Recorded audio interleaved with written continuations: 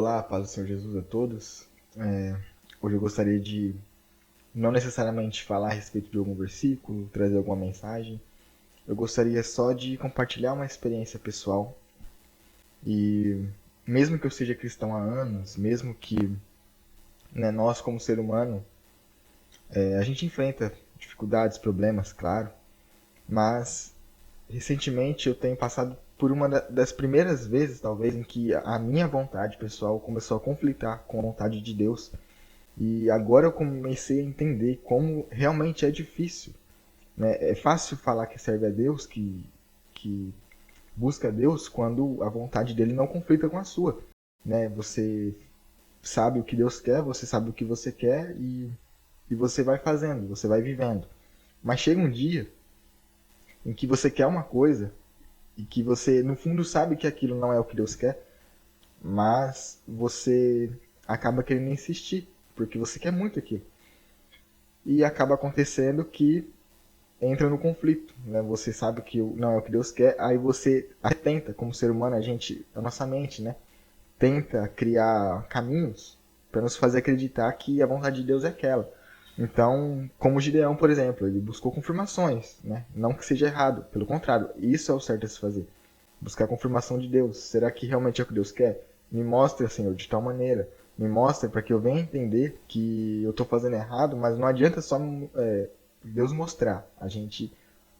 O pior é quando Deus mostra e a gente ainda assim é quando Deus mostra, na verdade, que o conflito acontece. Quando Deus não mostra, é fácil acreditar que a vontade é dele. Quando ele mostra que não é a vontade dele, e a gente quer uma coisa e Deus quer outra, e a gente vê que não bate, aí entra o conflito. Deus mostrou, mas agora cabe a mim fazer a vontade dele ou a minha. E essa vontade, muitas vezes, Deus às vezes permite que a gente faça a nossa vontade, mas vai ter um preço. E aí tem que ver se a gente quer pagar esse preço. E pensando no longo prazo, às vezes não vale a pena o preço que aquilo te custa. Porque Deus sabe sempre o melhor para nós. A gente acha que às vezes isso é só balela, é só clichê, é só coisa de história para boi dormir. Isso de falar que Deus sabe o melhor, né? A vida, é claro, tem muita coisa na vida que Deus simplesmente nos entrega nas mãos. É responsabilidade nossa, é o nosso dever, é nossa culpa. Enfim, tem coisa que cabe a nós.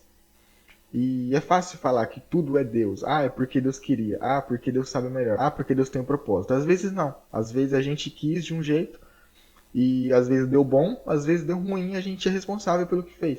Mas, pensando no longo prazo, tem coisa que não vale a pena. E aí sim a gente consegue perceber que o que Deus tem é o melhor.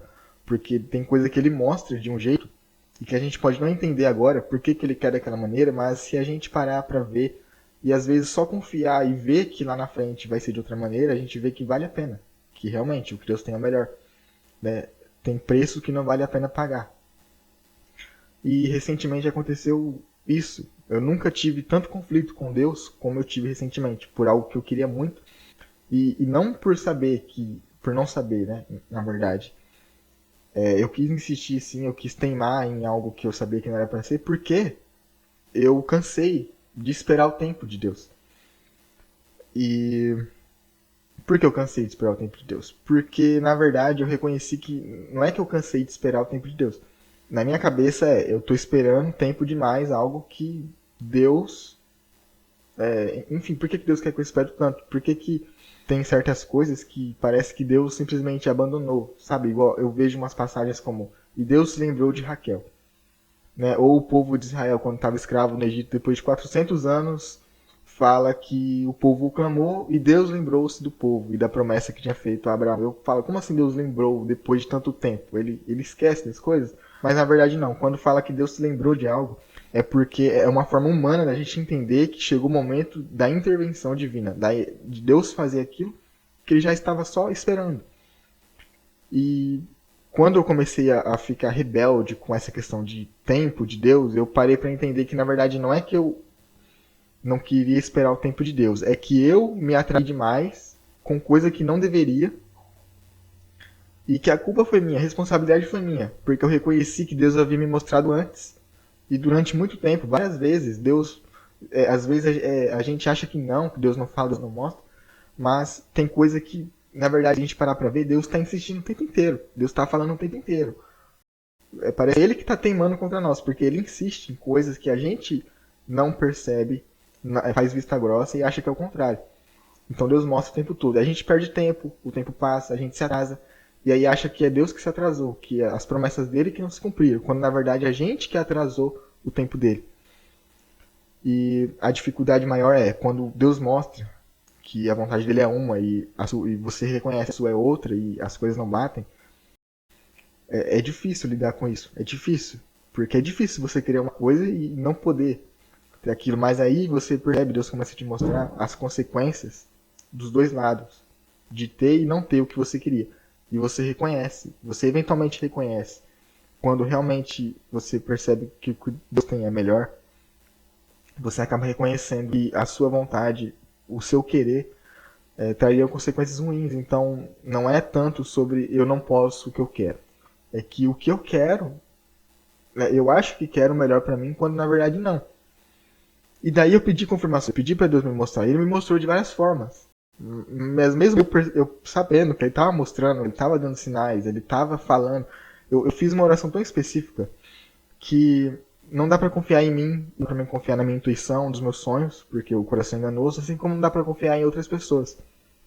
Não dá pra confiar. Pode vir outras pessoas, né, por exemplo, que estão a par e falar algo, Deus mandou te dizer isso, Deus me mostrou aquilo. Mas ela também pode estar enganada. Eu orei especificamente para que Deus me mostrasse de uma forma, assim como o Gideão pediu confirmação, para Deus me mostrar de um jeito que não teria como ter dúvida de que foi ele que mostrou. Eu não pedi por meio de um sonho, porque o sonho eu posso duvidar dele. Eu não pedi por meio de uma intuição, porque intuição eu posso estar enganado. Eu não pedi para que Deus me mostrasse por meio de alguém, porque essa pessoa também pode vir com assuntos que nem são de Deus. Existiram milhares de profetas que vieram em nome de Deus e não era de Deus. Então, eu falei, Deus, me mostra de um jeito que, quando eu ver que o Senhor mostrou dessa forma, não tem como questionar que foi o Senhor ou não que mostrou, porque não tem como duvidar. E Deus, minha oração, Deus mostrou de um jeito que não tinha como duvidar de que era Ele mostrando. Ele me mostrou por onde? Várias vezes. Por meio da palavra. Como que eu duvido que é Deus me dando uma confirmação se é a própria palavra dele que está dizendo aquilo? Não tem como. Só que ainda assim, como ser humano, a nossa insistência, eu falei, eu comecei, a minha mente começou a criar alternativas para, sabe, a gambiarra.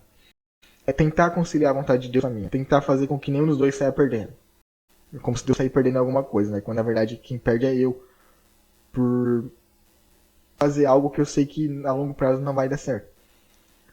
E eu sabia. É difícil sacrificar algo agora, né? Algo que agora faz diferença na nossa vida. Não vou negar que não faz. Mas é difícil sacrificar algo agora pensando no longo prazo. Porque você não tem certeza do longo prazo. Você não tem certeza. Você às vezes pode fazer plano para um futuro que você não sabe se vai estar nele. Amanhã tudo pode acabar. Eu posso não estar vivo amanhã. Mas eu penso a longo prazo. O ser humano ele tem essa capacidade entre todos os animais, entre todas as criaturas.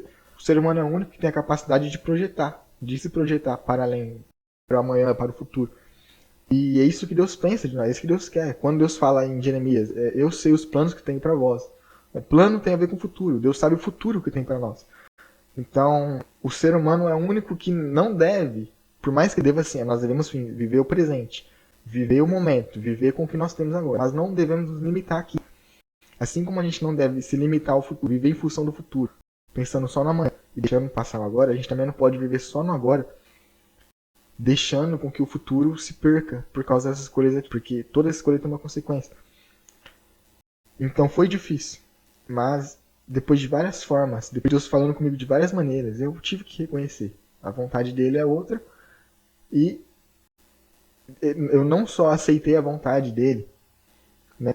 Porque ele é Deus, porque essa é a vontade dele, porque ele tem o melhor para mim. Mas porque ele mostrou, na minha própria vontade, onde eu me daria mal, onde eu cairia, sabe? Ele me mostrou, no meu próprio caminho, que na minha cabeça daria certo, lá na frente, onde eu iria tropeçar, onde eu iria cair em certos buracos. Então, ele não só mostrou que a vontade dele é melhor, como ele mostrou por que a minha é ruim. E o que eu quero compartilhar, né, na verdade, nessa experiência é que não é fácil abrir mão das nossas vontades para fazer a vontade de Deus. Mas é muito vai muito além disso. Não é só fazer a vontade de Deus por arbitrariedade. Não é porque, Deus quer assim e eu quero de tal maneira. Não. É porque, de fato, pode parecer que não às vezes, mas né, a vontade de Deus ela é sempre a melhor porque ele sabe o que a gente não sabe, ele vê o que a gente não vê. E ele mostra isso, ele nos permite ver como ele. Então eu vi como ele, eu vi lá na frente, onde eu iria me arrepender. E não está sendo fácil sacrificar algo agora, mas está sendo aliviador, se é que essa palavra existe, aliviante. Está sendo bom, está sendo prazeroso, está me deixando em paz. Pensar que no meu longo prazo, no meu futuro, eu não vou ter as dores de cabeça que, fazendo a minha vontade, me levariam a ter. Então, se você está passando por um conflito agora entre a sua vontade e a vontade de Deus, não pense duas vezes. Pode doer, mas sacrifício, né? A gente não sacrifica algo que não é sacrifício, ele significa necessariamente dor, significa necessariamente sofrimento. Então, sacrificar algo agora realmente algo que você quer, algo que te dói. Todo sacrifício, ele não só requer dor e sofrimento, mas ele também simboliza algo que gera fruto. Todo sacrifício, ele é feito, né? Sacrifícios são feitos para um propósito maior. Então, você pode não sacrificar, mas você pode acabar não só perdendo o propósito maior, como se perdendo, né? Se frustrando na sua própria vontade imediata.